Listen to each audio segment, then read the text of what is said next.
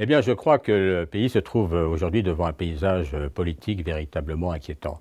La stratégie d'Emmanuel Macron, qui consistait à se choisir comme adversaire essentiel en excluant un peu les débats avec toutes les autres formations politiques et finalement les grandes questions qui peuvent agiter le pays, que ce soit en termes de pouvoir d'achat, en termes de sécurité d'emploi, en termes de services publics, tout cela au fond a été escamoté au profit de ce duel dont on peut dire finalement que c'était plutôt un duo.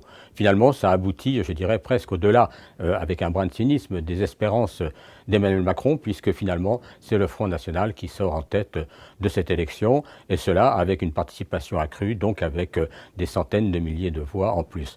Donc il y a là encore une progression du Front National en termes de voix.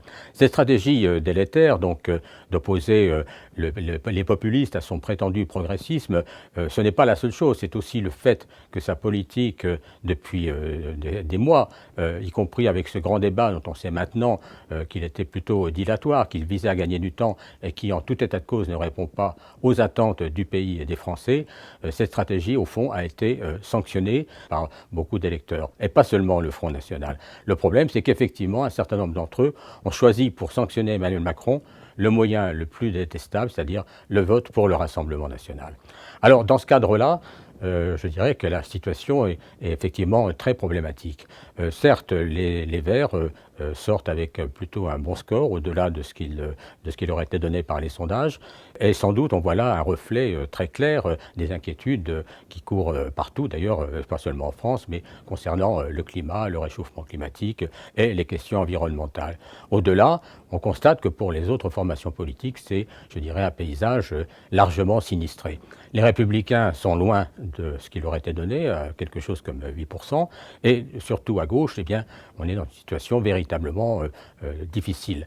Difficile parce que, effectivement, la France insoumise, comme le Parti socialiste avec à sa tête Raphaël Glucksmann, est à peu près à 6 et quelques pourcents, et quant aux autres formations, dont le Parti communiste qui est en deçà sans doute de ce qu'il espérait, pour les autres formations, eh bien, c'est quand même véritablement, disons, une forme, non pas peut-être pas d'échec, mais en tout cas, je dirais, une absence de résultats tangibles qui aurait pu influer peut-être sur le résultat final de cette élection.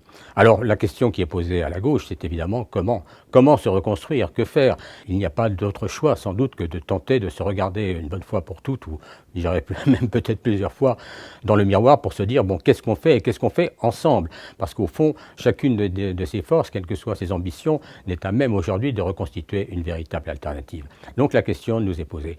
Mais ce n'est pas seulement une question qui est posée en France, elle est posée aussi en Europe, puisqu'on voit que dans la plupart des cas, les extrêmes droites progressent, à quelques exceptions près, et c'est une question qui nous est posée au-delà, je dirais même, de l'Europe et des résultats politiques immédiats, c'est au fond une question véritablement civilisationnelle. Pourquoi? Parce qu'on voit que partout dans le monde, les forces réactionnaires, les forces d'extrême droite, les forces populistes progressent, en remettant en cause un certain nombre d'acquis dans tous les pays. Je pense par exemple à l'IVG aux États-Unis.